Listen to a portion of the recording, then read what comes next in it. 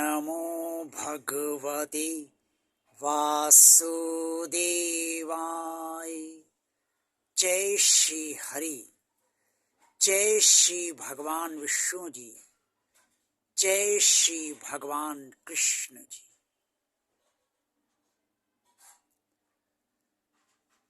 भगवान और आप चैनल के अत्यंत प्रिय भक्तों, आप सभी ये बात भली भांति जानते हैं कि हम सब मृत्यु लोक में ही जी रहे हैं। यहाँ हमारा जन्म भी हुआ है और मृत्यु भी हमारी इसी लोक में होनी है। हर कोई ये जानना चाहता है कि मृत्यु पश्चात वो कहाँ जाएगा, क्या गति उसकी होगी, कौन सी योनि वो धारण करेगा और पुनर्जन्म उसका होगा या नहीं। भगवान श्री कृष्ण जी ने अर्जुन को कुरुक्षेत्र में ज्ञान देते हुए ये सब बातें भी भली भांति बताई हैं और इन सब के बारे में श्रीमद् भगवद गीता के अध्याय 10 से लेकर 15 श्लोक में पूरी तरह से ये स्पष्ट किया गया है कि मनुष्य अपने कर्मानुसार, अपनी प्रवृत्ति अनुसार मृत्यु पश्चात किस योनि को प्राप्त होता है, कहाँ जाता है और क्या उसकी गति होती है। देखा जाए तो अभी हम सबका जीवन है और जीवन रहते हुए मृत्यु के बारे में सोचना उचित नहीं होता है।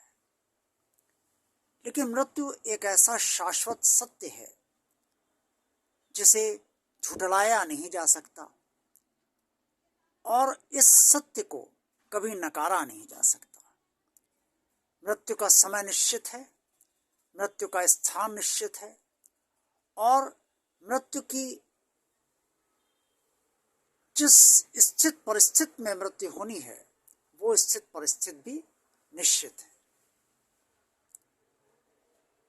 मृत्यु के बारे में कोई नहीं सोचता, लेकिन मृत्यु के बारे में सोचना भी नहीं चाहिए। लेकिन मृत्यु की तैयारी तो करनी ही चाहिए।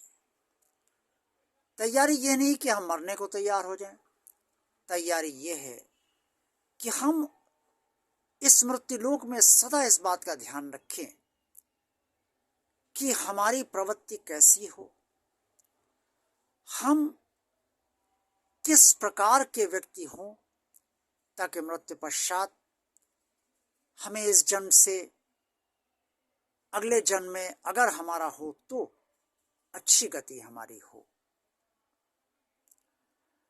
जिन लोगों की ये स्थिति होती है कि उन्हें पुनर्जन्म चाहिए ही नहीं, उनकी स्थिति बिल्कुल अलग होती है।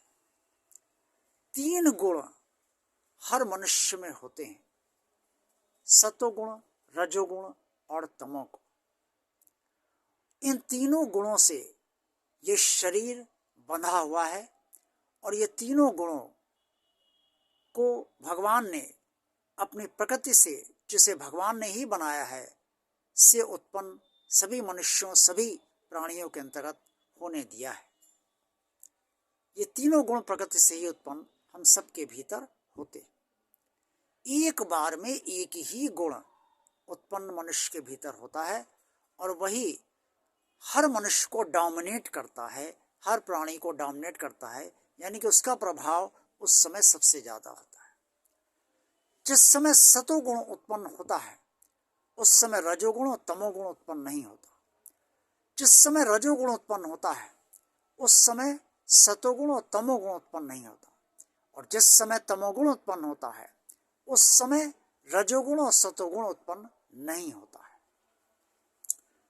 सतोगुणी प्रधान व्यक्ति को भीतर से आनंद और शांति की स्थितियां प्राप्त होती हैं।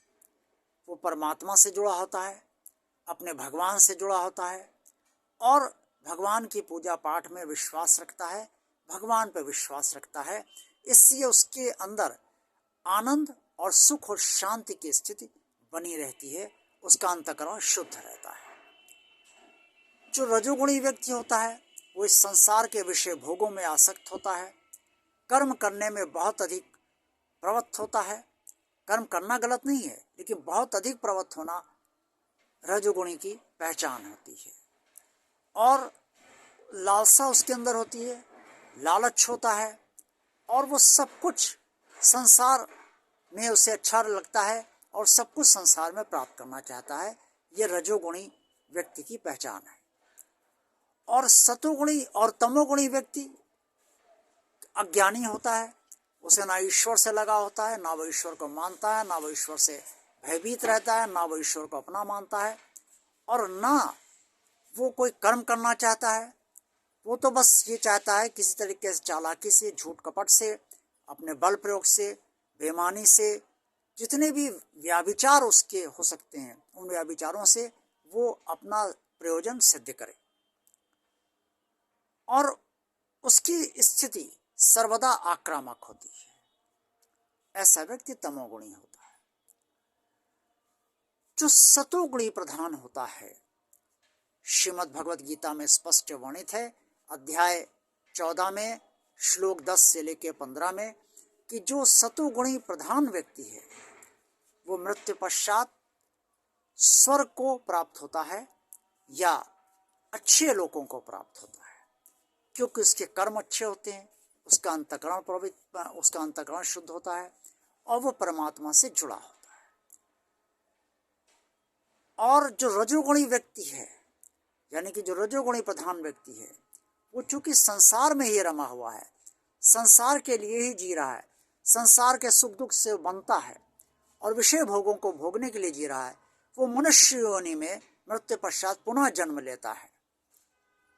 और जो तमोगुणी व्यक्ति है, अज्ञानी है, परमात्मा से स्वयं को दूर किए हुए, परमात्मा को ना भजने वाला है और सबका हक छीनने वाला है, या बल प्रयोग करने वाला है, अशिष्ट भाषा का इस्तेमाल करता है, उसकी बहुत बुरी प्रवृत्तियां हैं, ऐसा व्यक्ति मृत्यु के पश्चात या तो कीट पतंग बनता है, या जानवर बनता है, या फिर बहुत ही नीच योनि में जन्म लेता है।